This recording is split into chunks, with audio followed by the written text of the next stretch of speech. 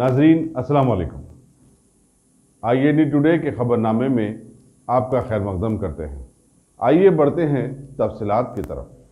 शहर की एक नई सियासी जमात मजलिस इनकलाब मिल्लत ने अपनी जमात को मजलिस इत्तेहादुल मुस्लिमीन में जम करने की तजवीज़ को मुस्तरद कर दिया। मजलिस इनकलाब मिल्लत के नायब सदर मौलाना सैयद शाह अहमद हुसैन शितारी ने एक बयान में कहा कि अम्बेडकर कांग्रेस के सदर नवाब काजिम अली खां की तजवीज़ खुद एक मज़े का खैज है। काजिम अली खां शुरू से ही कांग्रेस में रहे और उन्होंने कांग्रेस को छोड़कर अपनी एक नई जमात बना ली, जिसका नाम अम्बेडकर कांग्रेस रख दिया।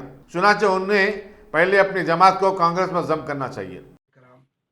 मैं आपकी तवज्जो आज के अखबार सहारा में अलहाज नवाब मीर काजिम अली खां सदर अम्बेडकर नेशनल कांग्रेस पार्टी के इस बयान की जानिब मुतवज्जो करना चाहता हूँ। उन्होंने ये नई जो जमात बनाई गई है ऑल इंडिया मजलिस इनकलाब मिल्लत को, उन्होंने मशवरा दिया कि ये मजलिस इत्तेहादुल मुस्लिमीन में जम कर देना चाहिए। यकीनन नवाब साहब ने जो ऐलान किया है वो हक़ाइक़ से बईद है, इसलिए नवाब साहब नेशनल कांग्रेस पार्टी में होश संभाला और ज़रे से नज़रियाती इख्तिलाफ पर उन्होंने अम्बेडकर के नाम पर एक पार्टी का क़याम अमल में लाया और उसके बाद वो जो है मुसलसिल काम कर रहे हैं। अगर आज के हालात का उनको एहसास है तो नवाब साहब को चाहिए कि हम उन्हें मशवरा दे रहे हैं, इन हालात में आप अपनी जमात को नेशनल कांग्रेस में जम कर देना चाहिए। इसलिए आपके साबिक़ा भी ताल्लुक़ात कांग्रेस पार्टी से रहे हैं। हमारा मकसद ये है, आपने एक और तरफ एक बात पे मुतवज्जो किया कि बहादुर यार जंग अलैहिर्रहमान ने कायम किया था, लेकिन अफसोस इस बात का है कि नवाब साहब बहादुर यार जंग के खिदमात को भी भुला चुके हैं। आप नवाब साहब की खिदमत हैदराबाद नहीं बल्कि तेलंगाना के वो तमाम इलाके वाले जो नवाब साहब की खिदमत से वाकिफ़ हैं वो इनकार नहीं कर सकते। नवाब साहब के साथ ये ज़्यादती हुई है कि आज भी उनकी जद्दोजहद से जो जायदादें ख़रीदी गई थी और उस पर आज भी कोई इदारा उनके नाम से नहीं चलाया जाता। तो ऐसी सूरत में नवाब साहब की फ़िक्र बाकी का रही और नवाब साहब का अज़्म बाकी का रहा और नवाब साहब की हमदर्दी बाकी का रही। आप यकीन कीजिए कि नई जमात सिर्फ़ इसलिए इसका क़याम अमल में आया है कि हम मुसलमानों के अलावा नेशनल पार्टी है जहाँ तमाम तबक़ात के साथ जो नाइंसाफ़ी हो रही है उसके लिए जद्दोजहद करेंगे और बुनियादी जो ज़रूरियात है जैसे दवाखानों का क़याम, जैसे मदारिस का क़याम, जैसे जो है टेक्निकल इंस्टीट्यूट और गाइडेंस इंस्टीट्यूट का क़याम, उसके लिए हम जद्दोजहद करना चाहते हैं। हमारा किसी भी सियासी पार्टी से कोई जो है इख्तिलाफ़ नहीं है। जो लोग जो काम करते हैं वो काम कीजिए और हमको खुशी इस बात की है कि अल्लाह ताला हमारे साथ काबिल तरीन कौम के लोगों को शामिल किया है, जिसमें वकला हैं, डॉक्टर्स हैं, प्रोफेसर्स हैं और इंजीनियर्स हैं और दानिश्वर जो है वाबिस्ता हैं। तो उमन काबिल तरीन लोगों के नज़रियात पर अगर लोग अमल करते हैं तो अल्लाह ताला उन्हें कामयाबी अता करता है और जो लोग अपने ज़ाती मफादात के लिए कोई मशवरा देते हैं तो उन्हें एहतियात करना चाहिए, इससे जो है इनका वक़ार मुतासर होगा। दिल्ली में हाल ही में मुनक़िदा थाल सैनिक कैंप के दौरान हुए मुकाबलों में तेलंगाना और आंध्र प्रदेश के NCC कैडेट्स ने मजमूई तौर पर दूसरा मुकाम हासिल किया। 4 ट्रॉफीज और 33 मेडल्स हासिल किए। Deputy director general NCC air commander NN Reddy ने बताया कि 2 माह तवील इस कैंप में दोनों रियासतों से ताल्लुक़ रखने वाले 39 लड़के और 40 लड़कियों ने शिरकत की थी और कई मुकाबलों में हिस्सा लिया। उन्होंने कहा कि सख्त मेहनत, जानफिशानी और इस्तकामत के ज़रिए कामयाबी हासिल की जा सकती है। उन्होंने एनसीसी कैडेट्स को उनकी कामयाबी पर मुबारकबाद दी।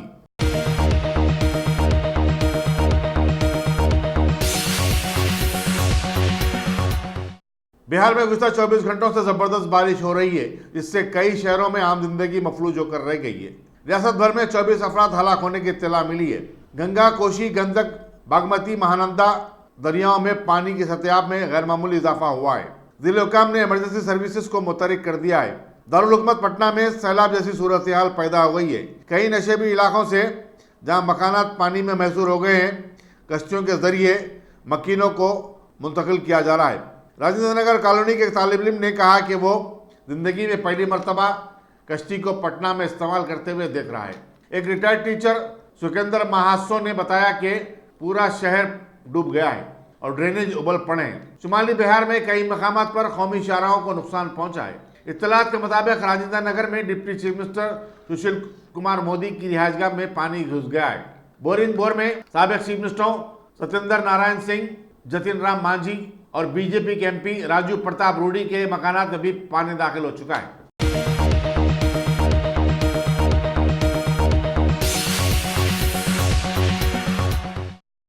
Top selection computers. अगर आप टेक्नोलॉजी के दौर में रहते हुए टेक्नोलॉजी से दूर हैं तो सोचिए मत, आइए एक बार खिदमत का मौका दीजिए। हमारे यहाँ branded computers Dell, HP, Lenovo, laptop accessories उम्दा क्वालिटी निहायती वाजबी दाम पर दस्तयाब है। स्कूल, कॉलेज, कॉर्पोरेट, ऑफिस वगैरह में बल्क क्वांटिटी में सप्लाई की जाती है। इसके साथ साथ हमारे यहाँ माहिर टेक्नीशियंस की निगरानी में रिपेयर की सहूलत भी मौजूद है। अगर आप अपने घर, दुकान, सोसाइटी, स्कूल वगैरह को सेफ और क्राइम फ्री बनाना चाहते हो तो इंस्टॉल कीजिए CCTV कैमरा जो HD क्लियरिटी के साथ दस्तयाब है। गुज़िश्ता 10 साल से मुल्क भर में अपनी इन तमाम खिदमात को जारी रखते हुए आपके एतमाद को बरकरार रखने वाला नाम top selection computers, Vijayanagar colony beside Riyan hotel, Hyderabad. Director Syed Rashid Ali. Phone 9849715954। Top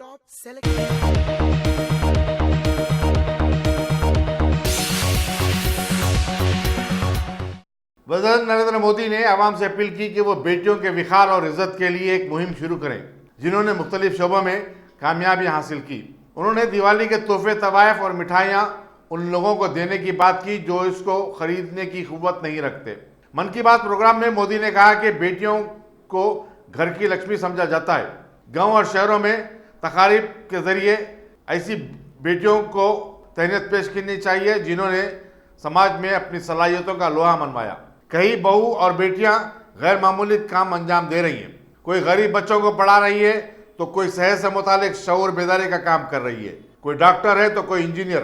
खातून वकला इंसाफ दिलाने के लिए काम कर रही हैं। समाज को चाहिए कि वो इनकी निशानदेही करें और उन्हें तहनीत पेश करें। मेरे प्यारे देशवासियों, भारत ही नहीं, आज पूरी दुनिया के लिए ये गर्व का विषय है कि आज जब हम गांधी 150 मना रहे हैं तो इसके साथ ही 130 करोड़ देशवासियों ने सिंगल यूज प्लास्टिक से मुक्त होने का संकल्प लिया है।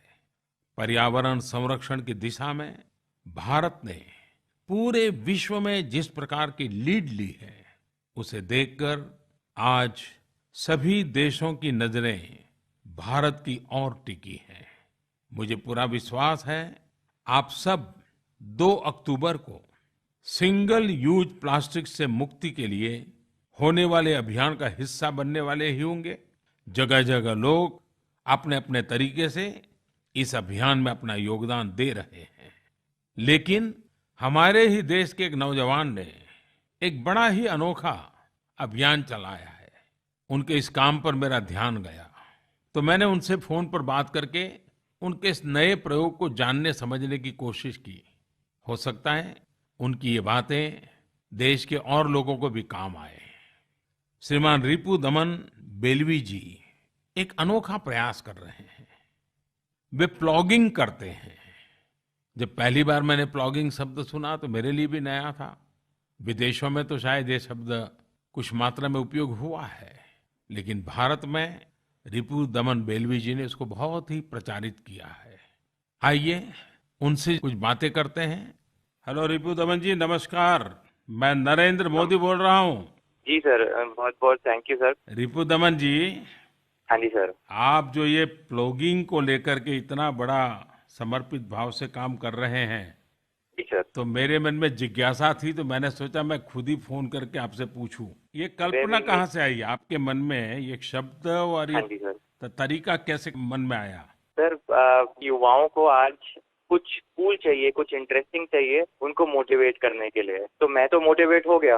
अगर मेरे को 130 करोड़ भारतीयों को इस मुहिम में जोड़ना है तो मुझे कुछ कूल करना था, कुछ इंटरेस्टिंग करना था। तो मैं खुद एक रनर हूँ, तो सुबह जब हम रन करते हैं तो ट्रैफिक कम होता है, लोग कम होते हैं, तो कूड़ा और ट्रैश और प्लास्टिक सबसे ज्यादा दिखता है। तो instead of cribbing and complaining, मैंने सोचा कि इसके बारे में कुछ करते हैं और अपने रनिंग ग्रुप के साथ स्टार्ट किया दिल्ली में, और फिर पूरे भारत में इसको लेकर गया। हर जगह से काफी अप्रिसिएशन मिला। एग्जैक्टली आप क्या करते हैं, थोड़ा समझाइए ताकि मुझे हाँ भी जी ध्यान सर। में आए और मन की बात के माध्यम से देशवासियों को भी पता चले।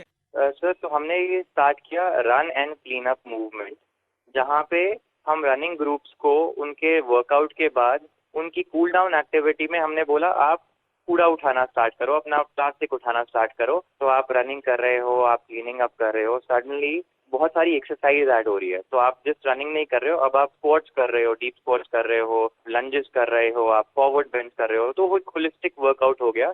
और आपको जान के खुशी होगी कि पिछले साल काफी सारी फिटनेस मैगजीन्स ने इंडिया का टॉप फिटनेस ट्रेंड इसको नॉमिनेट किया या इसको तो उनको। आपको बधाई है इस बात के लिए। धन्यवाद सर। तो अभी आपने 5 सितंबर से कोची से शुरू किया है। जी सर, इस मिशन का नाम है आरएलआन run to make India litter free. जैसे आपने अक्टूबर 2 को एक हिस्टोरिक वर्डिक्ट देना है, एंड आई एम श्योर कूड़ा मुक्त होगा तो प्लास्टिक मुक्त भी होगा, एंड वो एक इंडिविजुअल रिस्पॉन्सिबिलिटी आएगी। और तुम I am running and cleaning up 1000 kilometres covering 50 cities. तो सबने बताया कि शायद दुनिया की लॉन्गेस्ट क्लीन अप ड्राइव होगी। और इसके साथ साथ हम एक बहुत ही cool sir social media hashtag use किया है हमने, हैशटैग प्लास्टिक उपवास, जहाँ पे हम लोगों को बोल रहे हैं कि आप हमें बताइए तो आप कौन सी एक सिंगल चीज है, single use anything, not just single use plastic but single use anything, जो आप कंप्लीटली अपनी लाइफ से हटा देंगे। वाह, आप तो 5 वो सितंबर से निकले हो, जी तो सर। क्या अनुभव है अब तक का आपका? सर, अभी तक तो बहुत अच्छा अनुभव रहा है। पिछले 2 साल में भी हमने 300 के आसपास प्लॉगिंग ड्राइव्स की हैं ऑल ओवर इंडिया। तो हमने जब कोची से स्टार्ट किया तो रनिंग ग्रुप्स ने ज्वाइन किया, वहाँ के लोकल जो क्लीनअप्स होते हैं उनको मैंने अपने साथ जोड़ा। कोची के बाद मदुरई, कोयम्बतूर, सेलम, अभी हमने उडुपी में किया, वहाँ पे एक स्कूल इनवाइट आया। तो छोटे छोटे बच्चे सर 3rd स्टैंडर्ड से लेकर 6th स्टैंडर्ड तक, उनको एक वर्कशॉप देने के लिए बुलाया था मेरे को आधे घंटे के लिए। और वो आधे घंटे का वर्कशॉप 3 घंटे का प्लॉगिंग ड्राइव हो गया सर, बिकॉज बच्चे इतने एंथुजियास्टिक थे that they wanted to do this and they wanted to take it back, और अपने पेरेंट्स को बताना, अपने नेबर्स को बताना, अपने पेयर्स को बताना। तो वो सबसे बड़ा मोटिवेशन होता है हमारे लिए इसको नेक्स्ट लेवल पे लेकर जाना। रिपु जी, परिश्रम नहीं है, एक साधना है। सचमुच में जी आप सर। साधना कर रहे हैं। मेरी तरफ से बहुत बधाई देता हूं।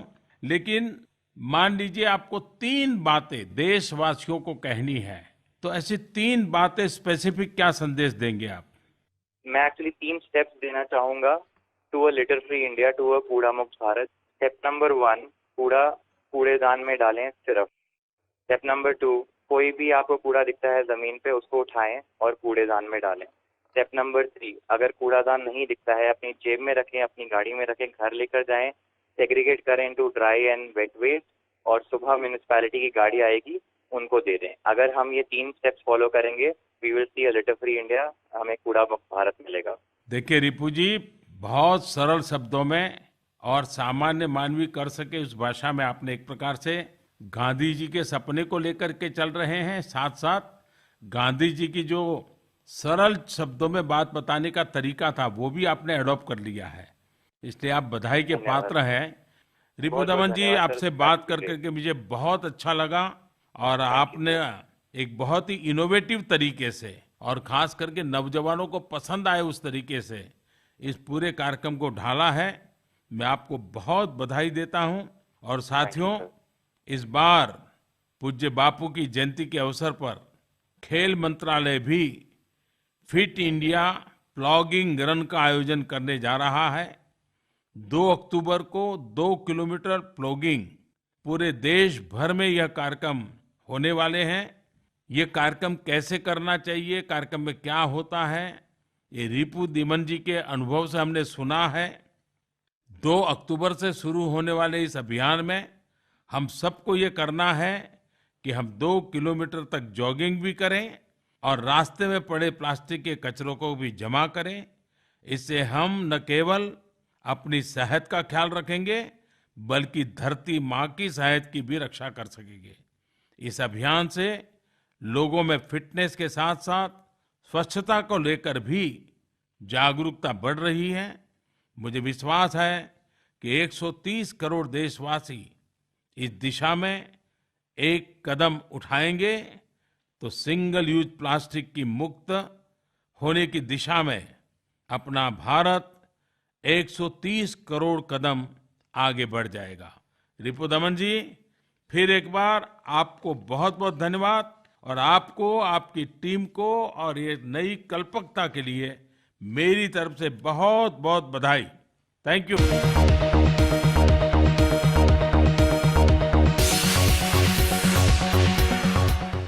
मरकजी वज़ीर दाखिला अमित शाह ने कहा है कि वादी कश्मीर में कोई पाबंदी नहीं है और सारी दुनिया ने जम्मू कश्मीर से दफा 370 की बर्खास्तगी की तायीद की है। उन्होंने कहा कि जम्मू कश्मीर आइंदा 6 या 7 बरस में मुल्क का सबसे ज्यादा तरक्की याफ्ता इलाका बन जाएगा। वज़ीर दाखिला ने अपोजिशन पर वादी में पाबंदियों से मुतालिक गलत मालूमात फैलाने का इल्जाम आयद किया। दिल्ली में कौमी सलामती पर एक सेमिनार से खिताब करते हुए वज़ीर दाखिला ने सवाल किया कि आखिर पाबंदी कहाँ है? ये सिर्फ उनके जहन और दिमाग में है, कहीं भी कोई पाबंदी नहीं है। कश्मीर के 196 पुलिस स्टेशनों से कर्फ्यू उठा लिया गया है। सिर्फ 8 पुलिस स्टेशनों में दफा 144 नाफिज है। अक़वाम मुत्तहिदा जनरल असम्बली के इजलास का तस्करा करते हुए उन्होंने कहा कि तमाम ममालिक ने हिंदुस्तान के मौक़िफ़ की तायीद की है। 7 दिन तक दुनिया के तमाम लीडर न्यूयॉर्क में जमा थे, लेकिन किसी ने भी कश्मीर का मसला नहीं उठाया और ये वज़ीर आज़म की सबसे बड़ी सिफारती कामयाबी है। वज़ीर दाखिला ने कहा कि जम्मू कश्मीर में 3 दहाकों की इंतहा पसंदी के दौरान 41,800 अफराद मारे गए। किसी ने भी उस वक्त इंसानी हुकूक की खिलाफ वर्जियों का सवाल नहीं उठाया। कई लोग बेवा हो गए, कई यतीम हो गए। उन्होंने कहा कि चंद दिनों के लिए मोबाइल फोन सर्विस मुनक़ता करने पर हंगामा खड़ा किया गया है। फोन कनेक्शन का ना होना इंसानी हुकूक की खिलाफ वर्जी में नहीं आता। अमित शाह ने कहा कि गुज़श्ता 2 माह के दौरान 10,000 नए लैंडलाइन कनेक्शन दिए गए और 6,000 से ज़ायद PCO कायम किए गए।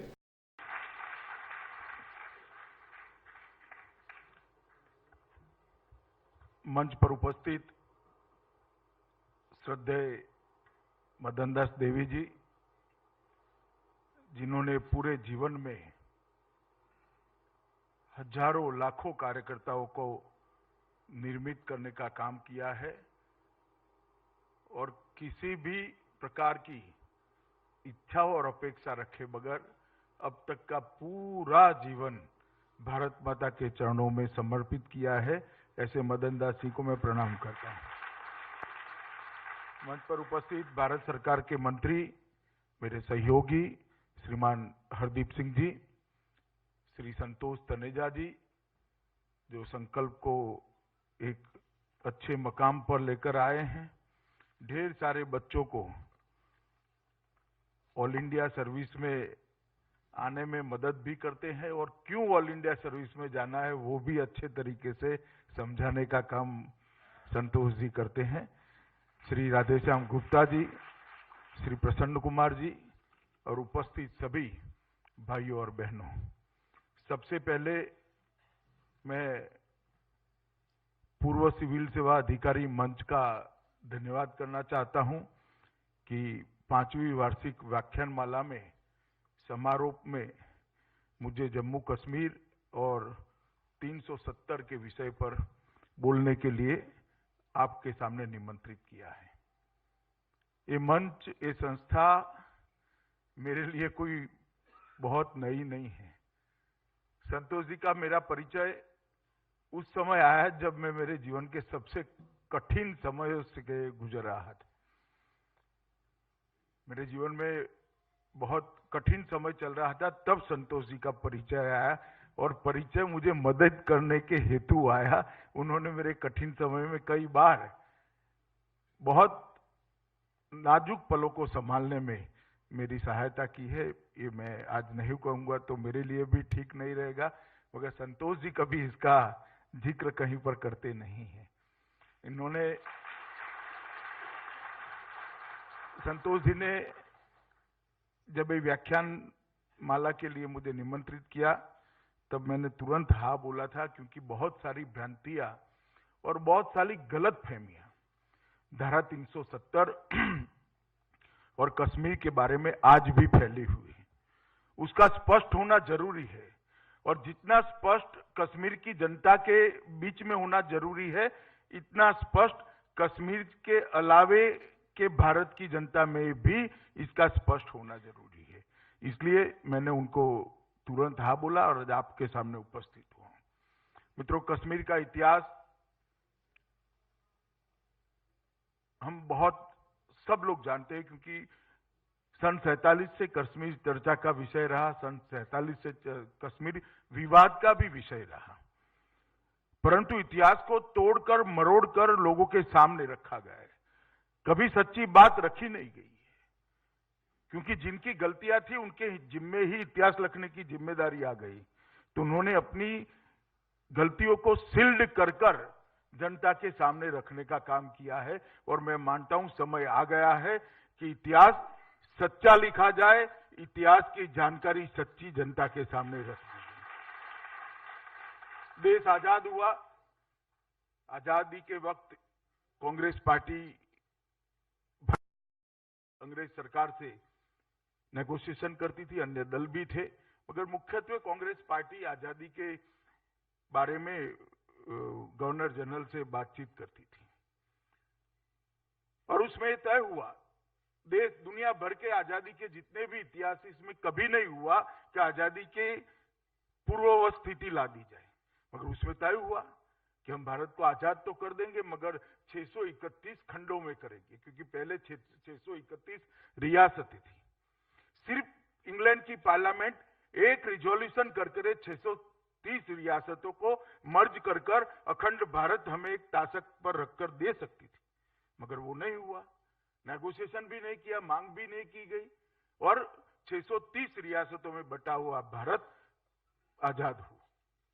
सबसे पहले जब देश आजाद होता है तो इसके सामने सुरक्षा के प्रश्न होते हैं, संविधान बनाने के प्रश्न होते हैं, अपनी सिविल सर्विस को, सेवाओं को ठीक ठाक करने के प्रश्न होते हैं, जनता को सच्ची बातें बताने के प्रश्न होते हैं। हमारे सर पर सबसे बड़ा प्रश्न आ गया है 630 रियासतों को एक कैसे करना, क्योंकि 630 स्वतंत्र अलग अलग राज्य एक संघ के अंदर समाहित करना और अखंड भारत बनाना, ये हमारे लिए बहुत बड़ा चैलेंज का काम है। और आज मैं बहुत आदर और भाव के साथ देश के प्रथम गृह मंत्री लौह पुरुष सरदार पटेल को प्रणाम कर ये बात कहना चाहता हूं कि अगर वो न होते तो ये काम कभी नहीं। जो अल्प जीवन का काल उनका बचा था आजादी के वक्त, उसका क्षण क्षण और अपनी बिगड़ती हुई सेहत की जरा भी चिंता करे बगैर सरदार पटेल ने एक एक क्षण मेहनत कर रियासतों को जोड़ने के लिए जान लगा दी, और एक के बाद एक रियासतें उनकी ही कुनेह का परिणाम था, उनकी ही सूझबूझ का परिणाम था, उनकी ही दृढ़ता का परिणाम था कि 630 रियासतें आज एक देश के रूप में दुनिया के अंदर अस्तित्व रखती हैं।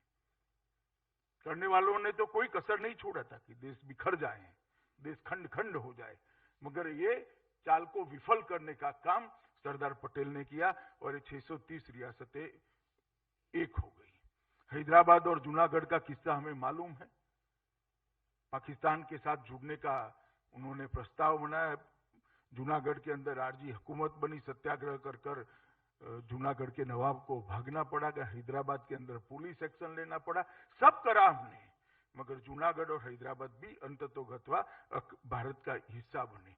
630 रियासतें सरदार पटेल देखते थे, एक रियासत प्रधानमंत्री जी का ऑफिस देखता था और वो जम्मू कश्मीर था। 630 रियासतें को एक करने में कोई दिक्कत नहीं आई, जम्मू कश्मीर को अटूट रूप से, अखंड रूप से भारत के साथ जोड़ने में 5 अगस्त 2019 तक का समय लग गया। एक ही रियासत का काम प्रधानमंत्री जवाहरलाल नेहरू को दिया। और इसके इतिहास में जाना पड़ेगा। 1930 से ही वहां के महाराजा के खिलाफ मुस्लिम कॉन्फ्रेंस एक पार्टी थी जिसको शेख अब्दुल्ला लीड करते थे।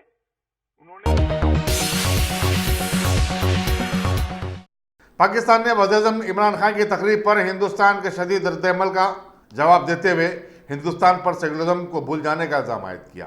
इख़वान मुत्तहिदा में पाकिस्तानी मिशन के सेकेंड सेक्रेटरी मोहम्मद ज़ुल्क़रनैन ने हिंदुस्तान की तरफ से उठाए गए सवालात को टाल दिया और कहा कि हिंदुस्तान ने सिर्फ एक कामयाबी हासिल की, वो ये है कि सेकुलरिज्म की अहमियत को घटा दिया है। उन्होंने आरएसएस और बीजेपी पर शदीद हमले किए।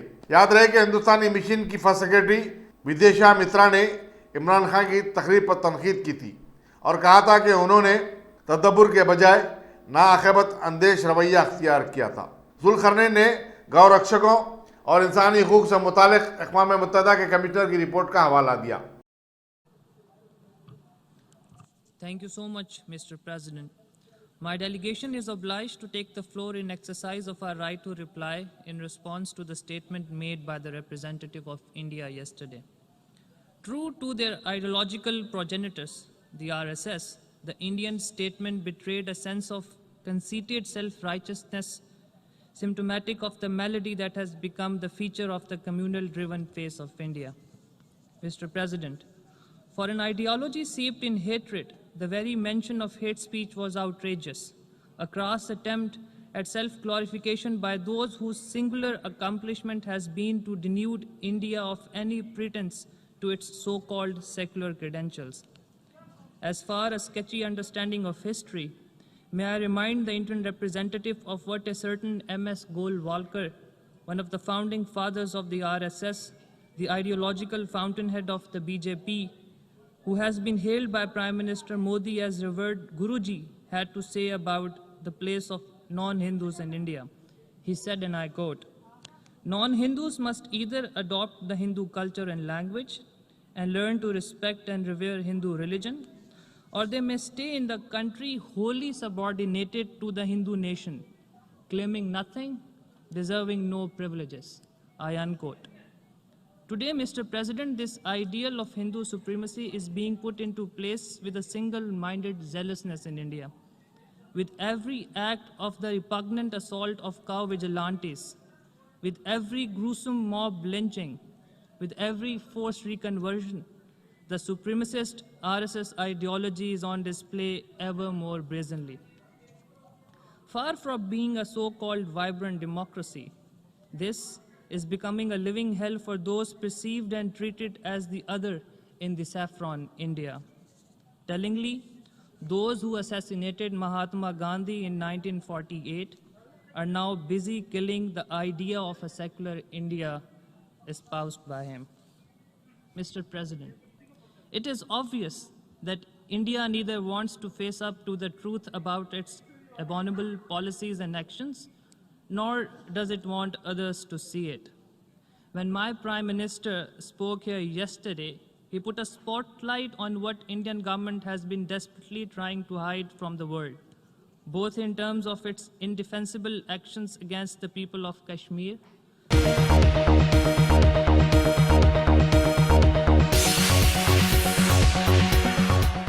अगर आपने हमारे चैनल को सब्सक्राइब नहीं किया है तो आपको यहाँ सब्सक्राइब बटन दिख रहा है, उसे क्लिक करिए और सब्सक्राइब कीजिए और साथ ही साथ बेल आइकॉन को भी क्लिक करिएगा जिससे कि आपको ताज़ा अपडेट मिलते रहें।